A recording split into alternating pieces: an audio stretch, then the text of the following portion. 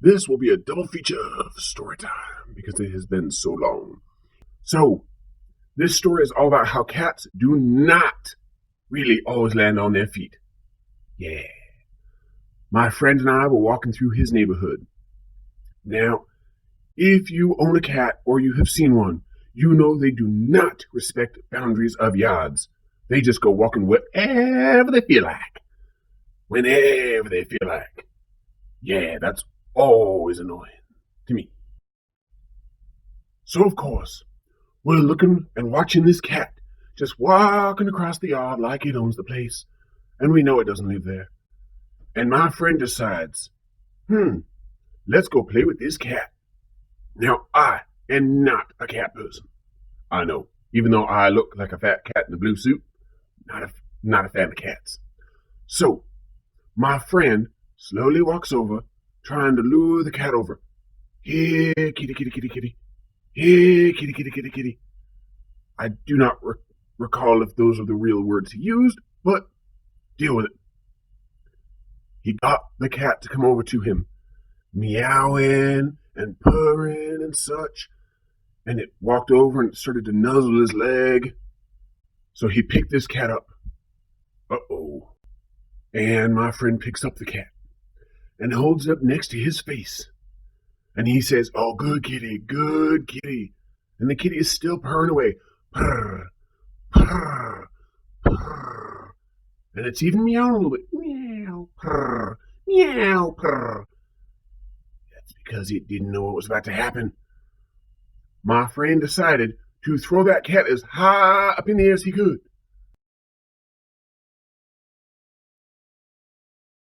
Whee! Said the cat. Meow! Meow! The cat then hit the ground, probably about 10 feet away from us.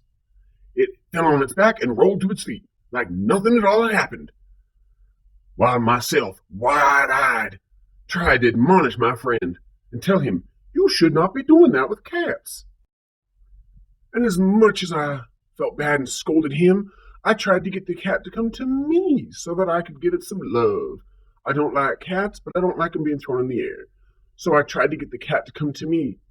But instead, my friend started doing the same, "Here, kitty, kitty, kitty," and the cat went to him instead. And in my wildest imagination, I could not figure out why this cat went back to the person who just lobbed it in the air like that.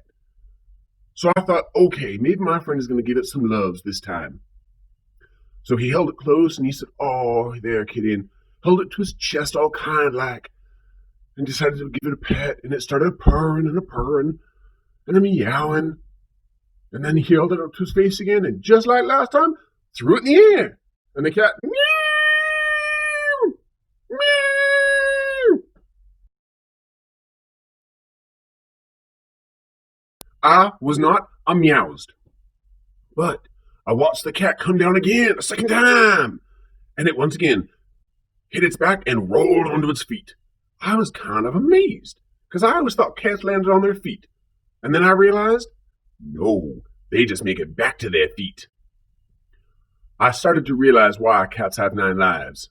Poor thing. And once again, I tried coaxing the cat to come to me so I could give it some nice loving and petting and let it know that not all people were bad. And I tried calling out to it. And the crazy thing didn't want to come anywhere near me, and I was a few feet away from my friend at this time. Now, as you might have guessed, about a minute of me trying to get the cat to come to me, my friend called to the cat. And guess what that cat did?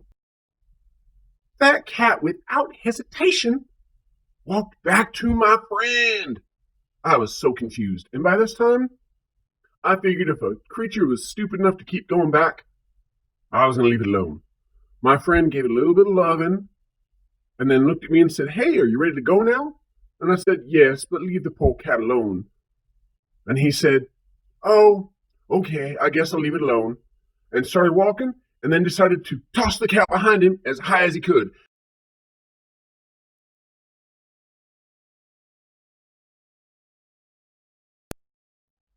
I kept thinking, if a cat is not willing to go to the person that's trying to help it, but it's going to keep going to the same person that tried to hurt it, then I was going to be done with it.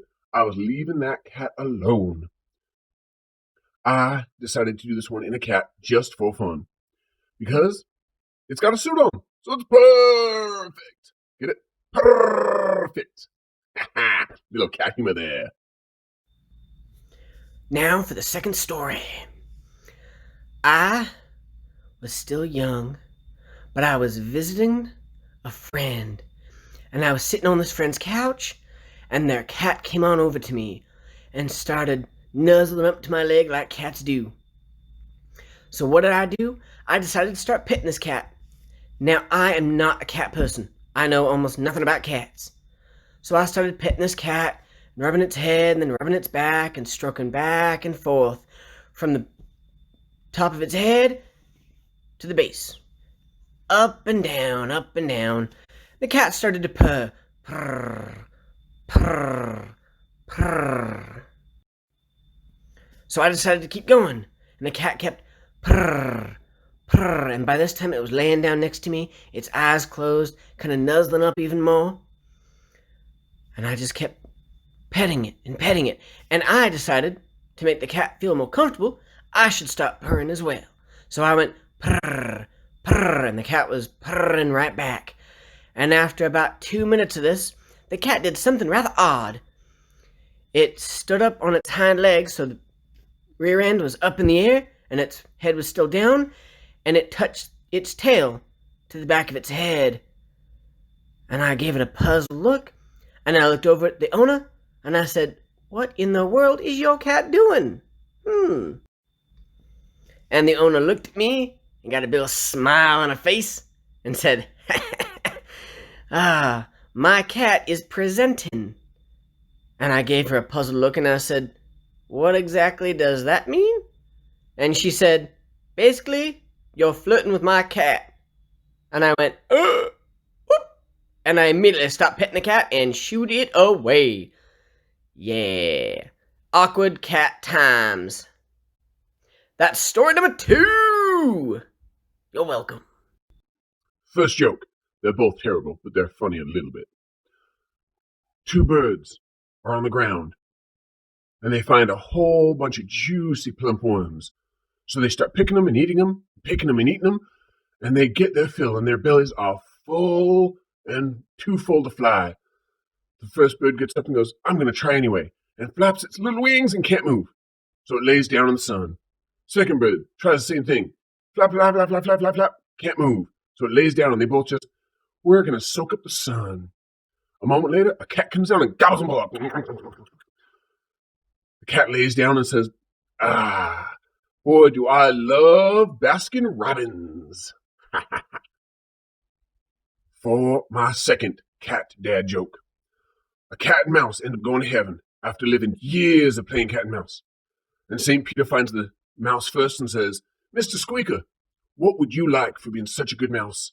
And the mouse says, "I always wanted to have a pair of rollerblades so I could just skate on by and go as fast as I possibly could." And St. Peter says, "All right, here you go," and gives Mr. Squeaker the latest, greatest pair of roller skates.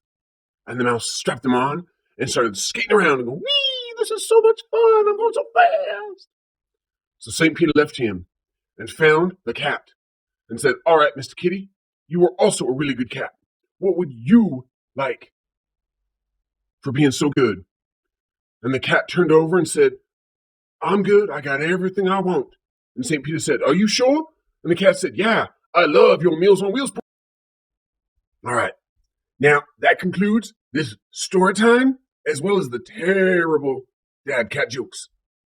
So, please like, subscribe, share your favorite joke or story about cats, and have a meowsing day. Cat-tastic. Yeah. And deal with the southern accent. Cats out. The answer, my friend, is blowing in the wind. Meow.